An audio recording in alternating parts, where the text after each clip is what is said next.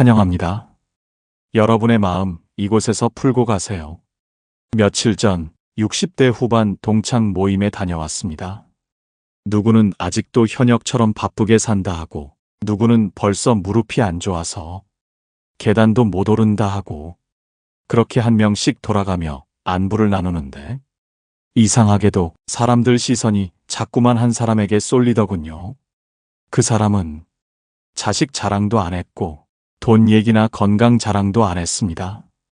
그런데도 다들 그 사람 얘기엔 고개를 끄덕이고 웃고 물어보더라고요. 모임이 끝나고 차 안에서 한 친구가 조용히 말했습니다.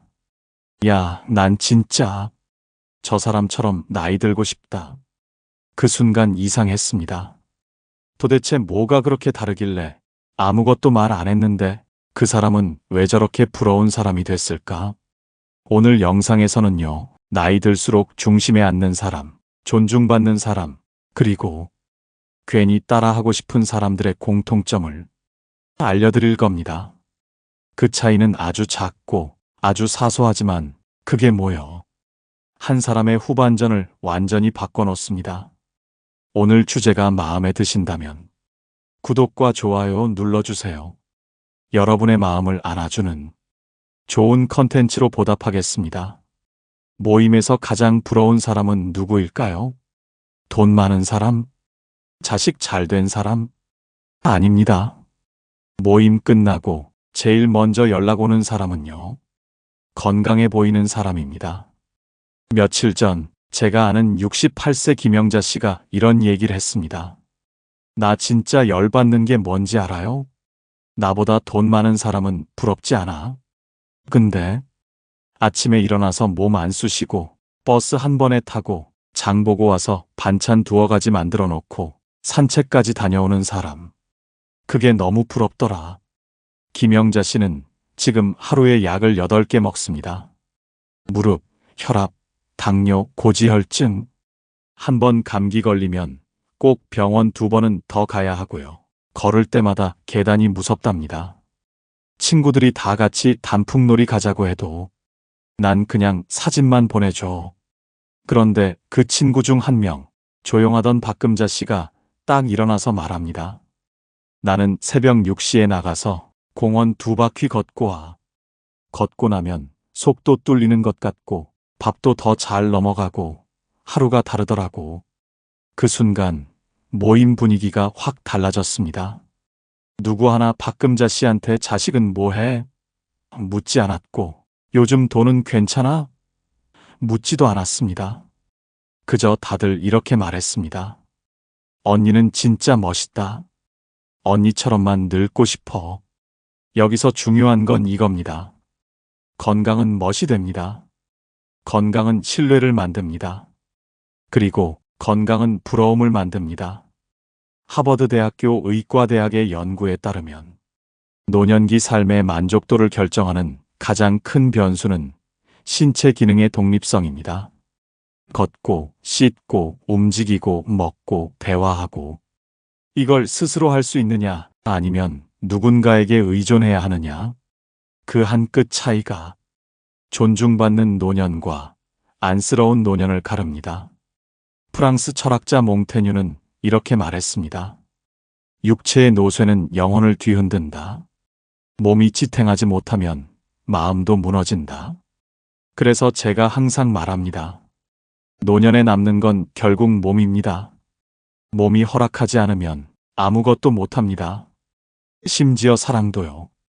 혹시 지금 이런 생각 드시나요? 근데 지금부터 운동해봤자 늦은 거 아냐? 이미 병이 있는데 뭐 어쩌라고. 그렇지 않습니다.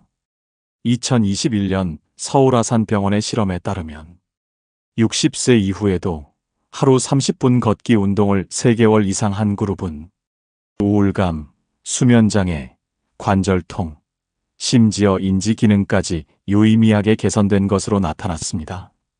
근육은 나이 들어서도 만들어지고 혈관은 지금부터라도 회복할 수 있습니다. 그리고 무엇보다 건강은 자존심입니다. 아프다는 말 한마디 안 해도 허리 펴고 걷는 그 뒷모습 하나로 사람들이 대하는 태도가 달라집니다. 자, 이제 정리해 드릴게요. 건강한 사람은 자랑하지 않아도 중심에 섭니다. 몸을 가꾸는 사람은 말하지 않아도 품이 생깁니다. 건강은 늦게 시작해도 이자는 쌓입니다. 오늘부터 딱 이것만 하세요. 아침에 일어나서 공복 스트레칭 3분, 하루 30분 걸으세요. 계단도 좋습니다. 식사에 단백질 꼭 넣으세요. 고기 조금, 두부, 달걀, 뭐든 괜찮습니다. 한 달에 한 번 건강검진 일정을 캘린더에 적어 놓으세요. 부러움은 우연히 생기지 않습니다. 습관의 결과입니다. 지금의 몸이 앞으로 5년, 10년 뒤 당신을 존중받게 만들지, 눈치 보게 만들지 결정할 겁니다. 그런데요, 모임에서 부러운 사람은 건강한 사람만은 아닙니다. 돈이 많다고 다 존중받는 것도 아니고, 돈이 없다고 다 작아지는 것도 아닙니다. 부러움의 진짜 정체는 결국 자기 삶을 자기가 꾸려가는 사람에게 쏠립니다. 정씨 할머니는요, 남편이 공무원 출신이라 연금이 꽤 나옵니다. 생활비 걱정은 없어요. 명절마다 자식들 용돈도 챙겨주고, 손주 생일이면 옷도 사줍니다. 근데요, 정작 본인은 카페 가서 커피 한 잔도 쉽게 못 사 마십니다. 5,000원짜리 커피가 그렇게 비싼 줄은 몰랐어. 남편 눈치가 보여. 내가 돈이 없잖아. 정씨 할머니는 평생 전업주부로 살았습니다. 30대부터 60대 중반까지 남편 뒷바라지하고 자식 셋 키우느라 자기 명의 통장 하나 없이 살아왔죠.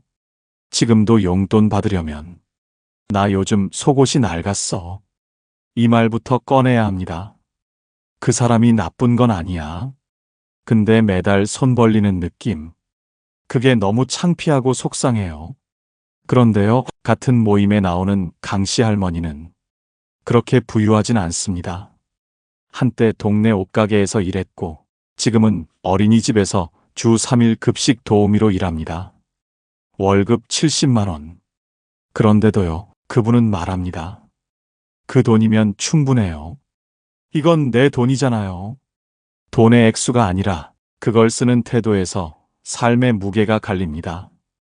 같은 70만 원이라도 누구는 쓸 때 숨죽이고 눈치 보며 쓰고, 누구는 쓸 때 어깨 펴고 웃으면서 씁니다. 서울대 노년학 연구소 보고서에 따르면 65세 이상 노인의 자존감은 경제 수준보다 경제적 통제력과 더 밀접한 관련이 있다고 합니다. 쉽게 말해, 내가 버는 돈, 내가 쓰는 돈이 있어야 사람이 작아지지 않습니다. 여기서 심리학자 에리히 프롬의 말이 떠오릅니다. 소유가 자유를 만든다고 착각하지만 진짜 자유는 내가 그것을 선택할 수 있을 때 생긴다. 정씨 할머니는 소유는 했지만 선택권이 없었습니다.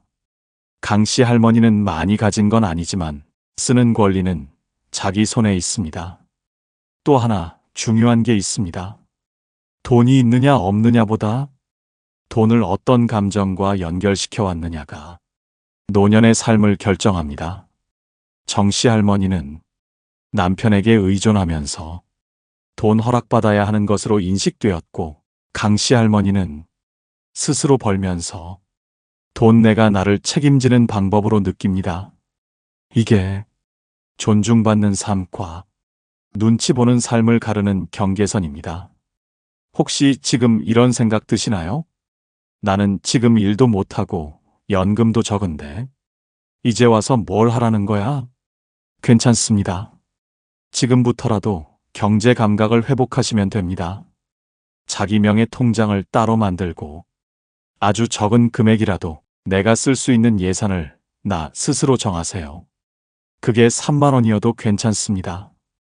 그건 자존감 통장입니다. 그리고 지금 이 영상을 보고 있는 분들은 자녀나 배우자에게 난 돈 필요 없어. 그렇게 말하지 마세요. 그 말이 나중에 엄마는 괜찮으니까 이건 아빠 몫이 아니야. 굳이 드릴 필요는 없겠지? 이렇게 돌아옵니다. 정말 필요한 건 큰 돈이 아니라 내가 나를 위해 쓸 수 있는 권리입니다. 자, 정리해 드릴게요. 돈이 많은데도 안쓰럽게 보이는 사람은 늘 허락받듯이 씁니다. 돈이 많진 않아도 당당한 사람은 자기가 쓸 줄 압니다. 노후의 자존감은 수입이 아니라 주도권에서 나옵니다. 자, 지금까지는 몸이 건강한 사람이 부럽고 자기 돈 쓰는 사람이 당당하다는 이야기 함께 살펴봤습니다. 그런데요, 정말 많은 분들이 가장 늦게, 가장 깊이 후회하는 게 있습니다. 바로 가족에게 모든 걸 주었는데 정작 나는 외롭다는 현실입니다. 정씨 할머니는 교사로 30년 넘게 일했습니다. 월급 대부분을 자녀 교육비에 썼고 명문대 보내려고 과외비만 한 달에 몇백씩, 결혼할 때는 자식들 집까지 마련해 줬습니다. 그때는 그게 당연한 줄 알았대요. 나는 없어도 되니까 애들만 잘 되면 됐지. 근데 지금은요? 큰딸은 미국에 있고 아들은 지방에서 바빠서 전화도 잘 못하고 작은 딸은 육아하느라 정신이 없습니다. 명절에나 잠깐 보는 게 전부예요.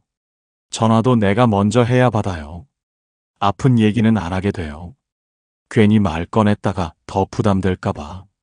그 말 끝에 정씨 할머니가 조용히 덧붙였습니다. 나는 그냥 너무 모든 걸 줘버린 게 아닐까 싶어요. 내 마음도 시간도 돈도 내 인생도. 그러다 보니 지금은 나한테 남은 게 없어요. 그렇다고 자식들이 못됐다는 얘기는 아닙니다. 문제는 그 관계에 여유가 사라졌다는 겁니다.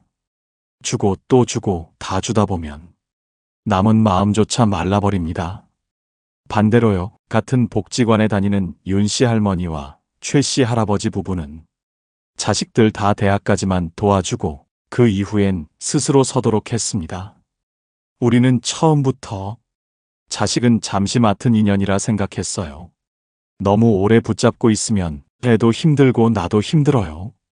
이 부부는 자식한테 너무 의존하지 않으려고 오히려 더 부부끼리 시간을 보내는데 집중했습니다. 매주 토요일은 둘만의 날. 영화도 보고 텃밭도 가꾸고 일주일에 한 번은 꼭 손잡고 동네 한 바퀴 걷습니다. 그리고 놀라운 건요, 이런 부모를 자식들이 더 자주 찾는다는 겁니다. 엄마 아빠가 우리 없이도 잘 지내니까 안심이 돼요. 그래서 더 연락하게 돼요. 서울대 노년사회학 연구에 따르면 노년기 삶의 만족도에 가장 큰 영향을 주는 건 자녀와의 관계가 아니라 배우자와의 관계라고 합니다. 같이 밥 먹고 이야기 나누고 함께 있는 시간이 많은 사람이 삶의 외로움을 덜 느끼고 정서적 안정도 훨씬 높다고 해요. 그럼 이제 묻겠습니다. 혹시 여러분도 이런 말 해보신 적 있으신가요? 나는 괜찮아. 애들만 잘 살면 돼. 그 말 정말 그렇게 생각해서 하신 건가요? 아니면 그렇게라도 스스로를 위로하고 싶었던 건가요?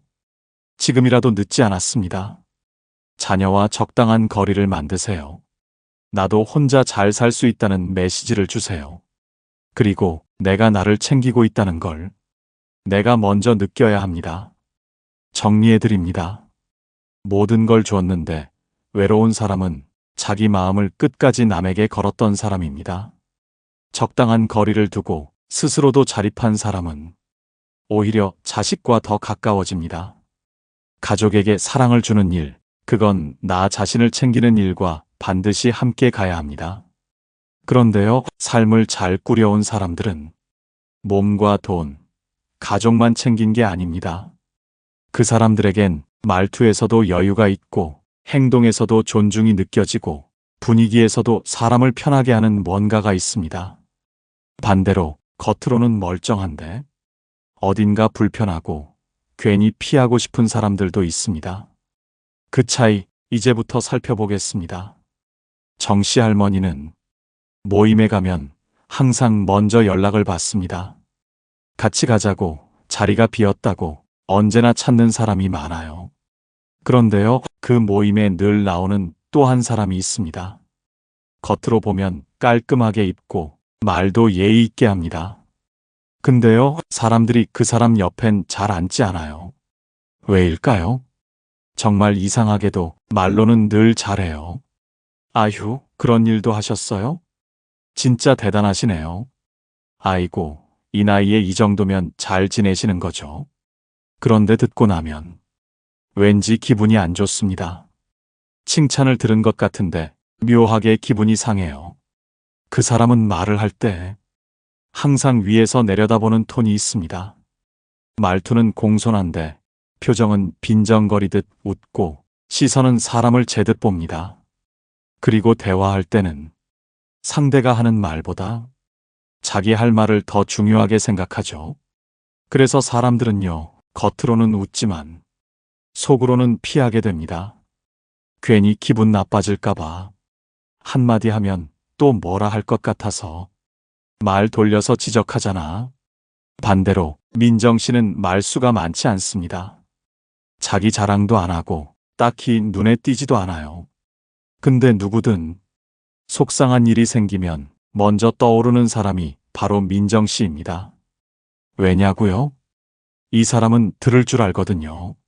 중간에 끊지 않고 판단하지 않고 고개 끄덕이며 가만히 들어줍니다. 그리고 꼭 마지막에 한마디만 조용히 건넵니다. 그럴 수 있죠. 그 마음 이해돼요.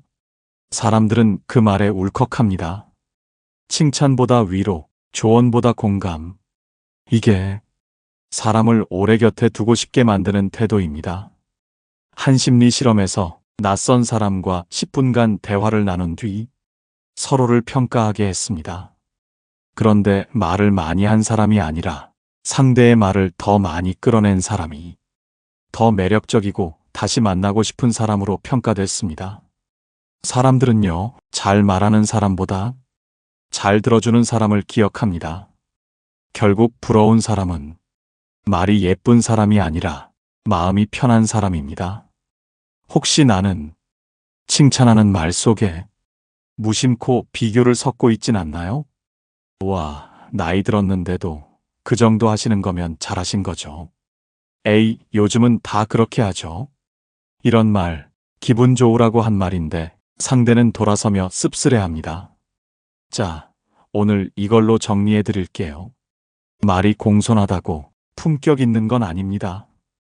표정, 말투, 말의 방향 속에 그 사람의 본성이 드러납니다. 오래 곁에 두고 싶은 사람은 들어주는 사람, 비교하지 않는 사람, 말 한마디에 따뜻함이 느껴지는 사람입니다. 자, 지금까지는 건강, 돈, 가족, 말투까지 살펴봤습니다. 그런데요, 사람들이 가장 부러워하는 마지막 태도는 하루를 대하는 방식에서 드러납니다. 어떤 사람은 하루를 버티듯 살아가고 어떤 사람은 하루를 자신만의 리듬으로 채워갑니다. 그 차이에서 노년의 품격과 에너지가 완전히 달라집니다.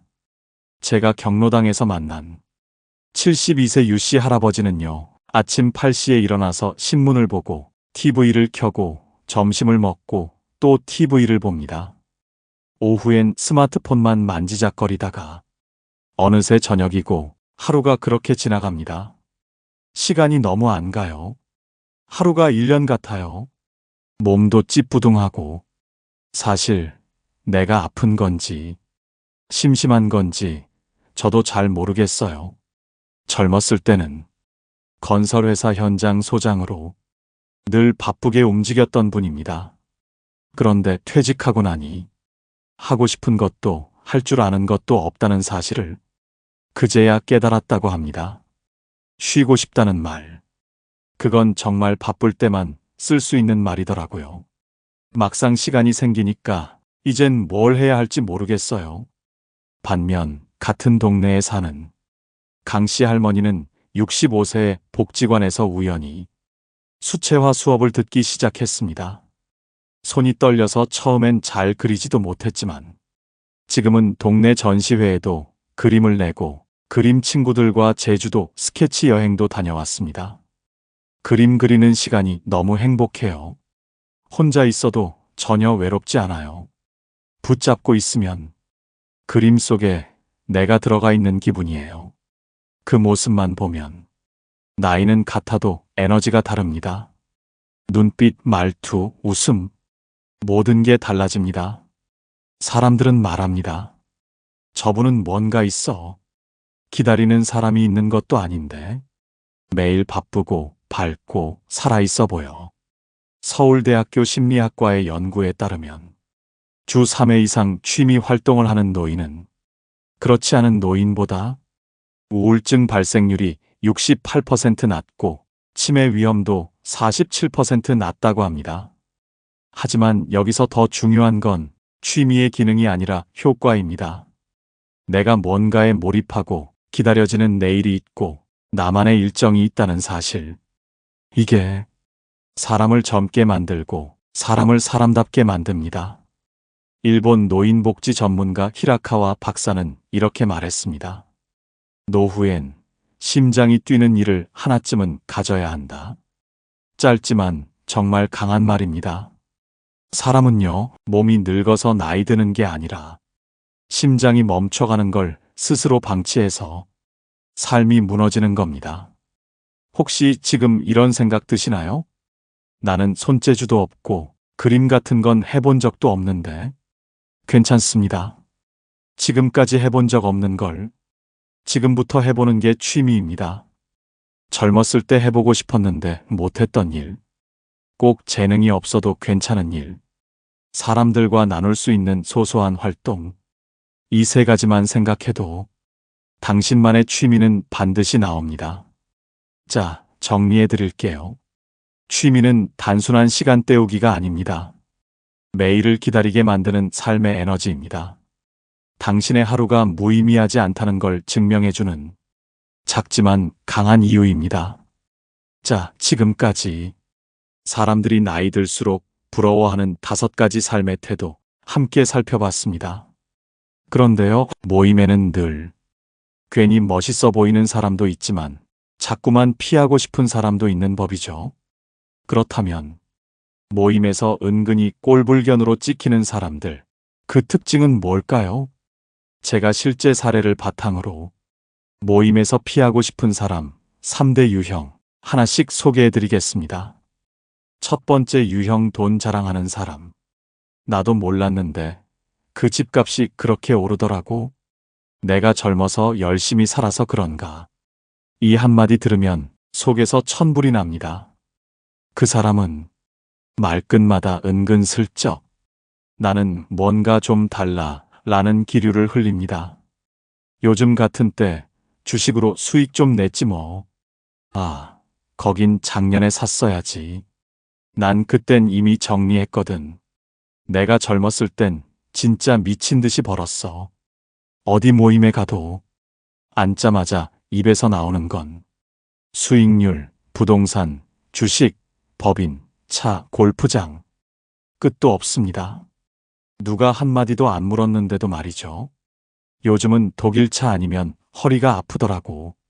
벤츠도 이제 S로 바꿔야지. 아들 이번에 대한동 빌라 들어갔는데 사실 내가 도와줬지. 뭐 안 도와주면 누가 도와줘. 들으면서 고개는 끄덕이지만 속으로는 다 이럽니다. 또 시작이네. 하버드 비즈니스 리뷰 2019에서는 사회적 자랑 소셜 브래깅에 대한 실험이 있었습니다. 참가자들에게 3가지 유형의 대화를 들려줬습니다. 1. 돈이나 성공을 자랑하는 대화. 2. 평범한 일상 대화. 3. 상대방에게 질문을 던지는 대화. 그 결과 자랑만 한 사람은 매력도, 신뢰도, 다시 만나고 싶은 사람 모두에서 최하점을 받았습니다. 왜일까요? 사람들은 잘난 사람보다 함께 있고 싶은 사람을 원하기 때문입니다. 그런데도 그들은 모릅니다. 자신의 말이 사람을 지치게 하고 상대를 작아지게 만든다는 걸. 부러움은커녕 불쾌함과 피로감만 남습니다. 그리고 진짜 무서운 건 그들이 모임에서 가장 먼저 소외된다는 겁니다. 누구 하나 끊자고 한 건 아닌데 어느새 다들 그 사람만 빼고 연락합니다. 모임이 생겨도 걔만 안 오면 다행이지. 이런 분위기 자연스럽게 만들어집니다. 돈 자랑은 결코 관계를 키우지 않습니다. 대화의 무게를 한쪽으로만 기울게 할 뿐입니다. 진짜 부러운 사람은요, 돈 얘기를 하지 않아도 그 사람의 태도에서 여유와 품이 느껴지는 사람입니다.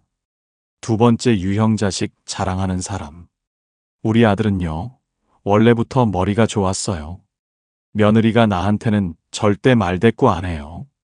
딸이 이번에 대기업 들어갔는데 솔직히 그 회사에서도 운 좋았던 거지.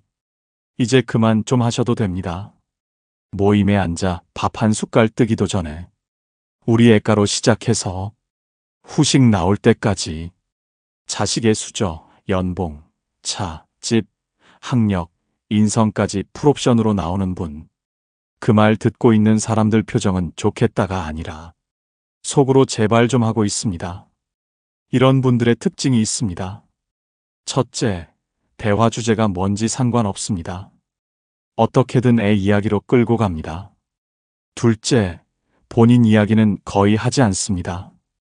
자식 자랑이 곧 자기 자존심이 되어버린 겁니다.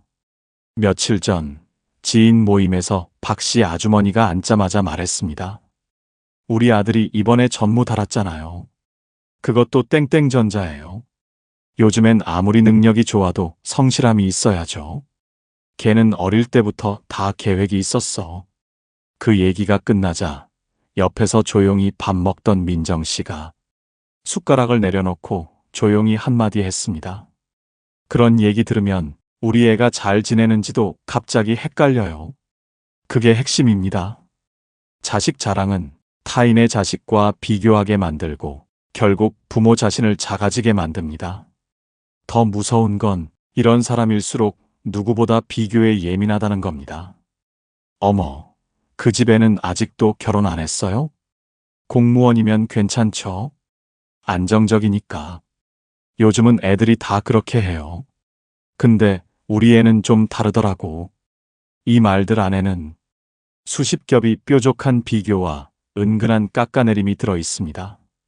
2020년 미국 심리학회 보고에 따르면 자신의 자녀를 자주 자랑하는 부모는 타인의 평가에 민감하고 자존감이 불안정할 확률이 높다고 합니다. 그 자랑은 사실 내 자식 괜찮죠? 라는 확인 요청일지도 모릅니다. 그런데 그 말을 들은 사람들은 이렇게 느낍니다.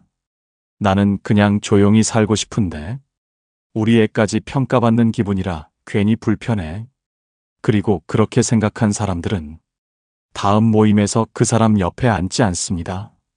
자식 자랑은 한두 번이면 축하고 세 번부터는 피곤함입니다. 진짜 멋진 부모는요, 자식 얘기를 안 해서 멋진 게 아닙니다. 자식 얘기를 할 줄 아는 선이 있기 때문에 듣는 사람도 편안해지는 겁니다. 세 번째 유형 지인 자랑하는 사람. 이 유형은 더 교묘합니다. 겉으로는 자기 자랑을 하지 않습니다. 대신 내가 아는 사람을 앞세웁니다. 내 친구 남편이 검사인데 그러더라. 우리 조카가 서울대인데 그쪽은 요즘 분위기가 또 달라. 그거? 내 지인이 거기 본부장이야. 내가 한마디만 하면 돼.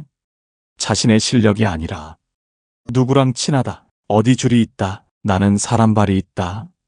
이걸로 자신을 포장하는 사람입니다. 그 말의 의도는 분명합니다. 나 만만한 사람 아냐? 근데요, 듣는 사람은 이렇게 느낍니다. 그 사람은 대단한데 당신은 대체 뭐죠? 이런 분들은 대화 중에도 지인 얘기를 자꾸 끌고 들어옵니다. 이번에 백신도 우리 병원장님이 먼저 전화 주셔서 맞은 거야.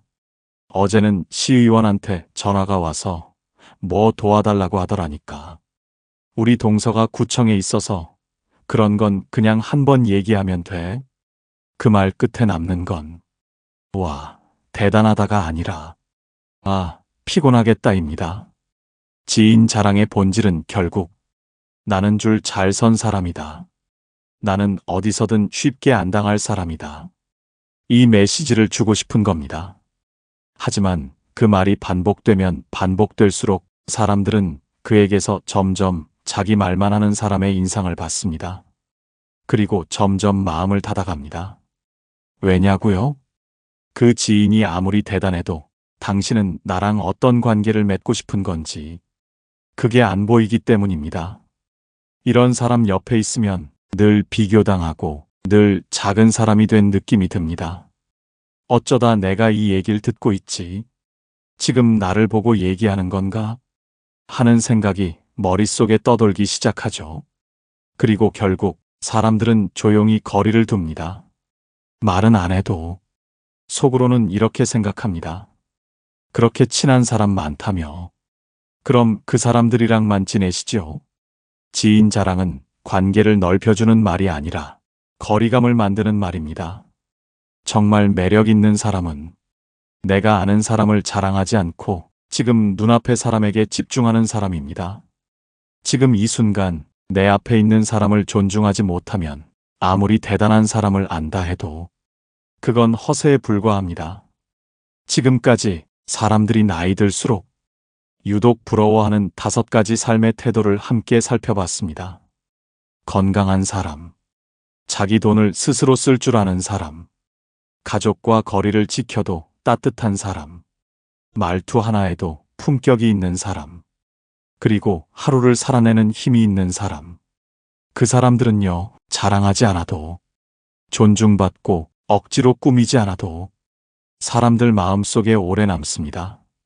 그 반대편엔 사람들의 마음을 지치게 만드는 말이 있었습니다. 자랑으로 위장한 비교, 듣는 사람을 작아지게 만드는 말들. 그 말 한마디가 어떤 사람을 모임의 중심에 앉게도 어떤 사람을 조용히 명단에서 지우게도 했습니다. 돌아보면 우리 모두 그 사이 어딘가를 오가며 살아왔는지도 모릅니다. 누군가의 건강을 부러워했고, 누군가의 말에 상처받았고, 누군가의 삶 앞에 괜히 나 자신이 초라해진 적도 있었을 겁니다. 하지만 그 모든 걸 지나 지금 이 순간 여러분은 이 영상을 보고 있습니다. 그건 지금부터라도 내 삶을 더 괜찮게, 더 따뜻하게, 더 당당하게 살아가고 싶다는 뜻 아닐까요? 그 마음이면 충분합니다. 앞으로 누군가 당신처럼 나이 들고 싶다. 그렇게 말할 수 있도록 지금부터 단 한 걸음씩만 바꿔보세요. 몸을 돌보고 나를 위해 돈을 쓰고 말 한마디를 품고 내 하루를 내가 책임지는 것. 그것만으로도 당신의 후반전은 충분히 아름다워질 수 있습니다. 끝까지 함께 해주셔서 감사합니다. 지금 이 순간부터 당신의 삶이 조용히 빛나기 시작하길 바랍니다. 끝까지 시청해 주셔서 감사드립니다. 오늘 영상을 보며 여러분은 어떤 생각이 드셨나요?